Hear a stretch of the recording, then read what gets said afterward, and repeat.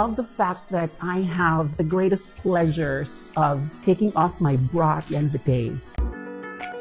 Hi, I'm Jude Bacalso. I'm a geneticist by education, but I'm a travel writer and photographer by choice because it gives me free trips. What I love about being a woman is actually the unfair advantages that we have as a woman. You come into an argument looking like the weak one, and they'll never know when you have the upper hand. Don't let go once you get the upper hand. Number two, they can think of you as wishy-washy, undecisive, and then you come in with plan A to Z. Number three, fashion. If you are a woman, you can wear anything. Even what a man wears, you can get away with it. What I love about being a woman is people always assume that you are a good nurturer.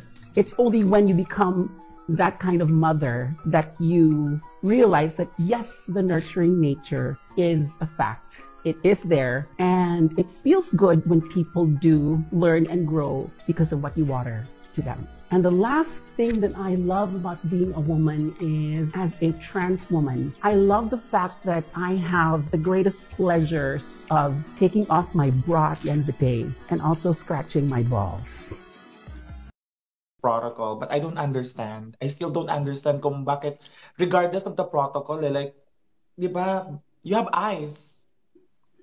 You have eyes. You can see this person wearing Exactly. heels, dress, long hair. Di ba parang common Automatic. sense? I Automatic think na. Oo. yes. Parang Automatic. I think some people here in the Philippines are lacking of common sense. That's very true. That's common sense na yun eh. Nakita mo na yung taong ang haba ng buhok, may malaking suso. Mhm. Tatawagin mo pa rin, sir.